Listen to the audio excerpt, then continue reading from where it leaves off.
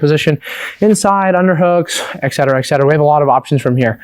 But generally, in terms of addressing this problem, it's going to be first interpreting where his hand is, and then interpreting his elbow position. As if his elbows are tight, I'm going to move him as a whole. And understand, like, let's change this angle real quick. Where when he's here and he has this 2-on-1, he's tight, so his body's rigid. So I move my hand across. I can't just push his elbow, because now I'm going to push it in my own hand. So I'm looking to swing this across, at the same time, grab his tricep, and now his hand plants to the mat. As I look to bring this, so keep your hand planted. As I look to bring this across, I'm going to bring a thumb post into his wrist and grab his wrist. This creates a situation now where I have control of this grip, as opposed to if he kept control of me. Now I can't really engage and disengage like on my own will, right? So if I can get a grip on him, now I can really determine how we engage afterwards. So once again, feeling like this, his elbows are tight, I pass across, I take a grip on him. There are a lot of ways we can start looking to follow up in terms of using movement to look to threaten him, but we'll talk about that in just a moment. Versus in a situation where his elbows are loose, because he understands this, now it becomes very easy to break. We want to break the grip in the direction in which he has his fingers connect. So it's not pushing upwards, I'm pushing away. And from here, we have good options to start looking to time underhooks if we can get our elbows to the inside, or looking to time elbow passes on the opposite side. So there are quite a few ways that we'll look to do this. Something we can also consider is how we look to follow up afterwards. So just now we were talking about direct and indirect, and let's see how that relates to dealing with this 2-on-1. So once I've managed to plant Kenta's hand to the mat, this creates a situation where he's not really facing me, so it presents an opportunity to either cut an angle, and now I can use an indirect means to force him supine, or because his hand's committed and his elbows across his body, understand that his resources are no longer in the appropriate position to defend his ankles. So if I were to control the ankle, it creates an easy situation for me to put him to his back. And once again, we can always use these things in conjunction. So if he gets a 2-on-1 on me, right? From here, I pass him off to one side, I cut this angle, and he still faces me, but remains seated.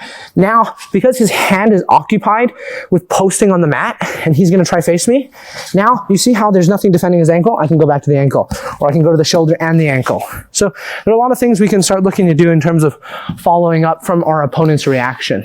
And so these are a lot of good ways that we can go about attacking and timing our opponent's offense and being a little bit more predictive.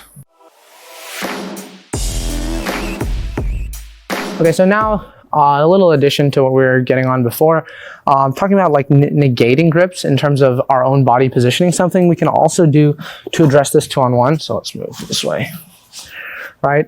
So a lot of the times our opponent's goal with the 2-on-1, similar to the arm drag, is to bring my arm across their body. So pull my arm, like pull my hand to your hip almost. Yeah, so this is a very bad position for me in terms of now there's a significant degree of risk in terms of my own back exposure. So if I were to just stay with this, you can start looking to attack my back. So we also have to think of ways where we can start looking to negate this grip. So sometimes, especially like we were saying previously, keep your hand, I want to break in between this gap here, but sometimes people understand this and they're going to compensate by punching this hand to the hip. And so now when I try to pull out, this grip is very strong. So it's not necessarily very possible for us to break the grip.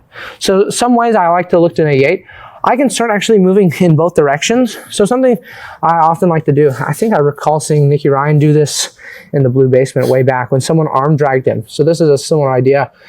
So bringing the arm to one side, and using like a back step motion where I bring my body to the opposite side. So now, basically, he has no ability to get his hips behind me. And so now he has to concede this grip, and I won't necessarily get a guard pass from this, but now I've created a situation where he can no longer be offensive. So he's gonna have to strip this grip and start focusing on regarding as opposed to focusing on this attack. And in terms of what I like to do in terms of this back step, it's not like a normal back step where like a cross ashi back step. Usually I like to play outside of the hooks, but it's more me trying to use this back step and then bringing using my trail leg to take this large back step, and then my lead leg cuts this angle. And then from here, I can get to a really strong position here. I can also start looking to play in the opposite direction, because if I feel like, okay, maybe he has hooks outside, maybe his foot's on the outside here, I can't necessarily move in this direction, then I'm focusing on head position. Because if he's looking to get behind me, he wants to get his head behind me, right? So ways I can look to prevent this is by bringing my head in front of his shoulder. So now when he looks to accomplish the same thing, it's going to be much more difficult. And from here, we can use movement towards the side, either primarily using side steps as well as driving our knee through, right? We can also start looking to switch our knees, as well as what I initially said, using side steps. From here, when I generally look to do this, I want to look to bring my head in front of his shoulder to not only prevent him from getting behind me, because if I just go head to head and I do this, he can chase me.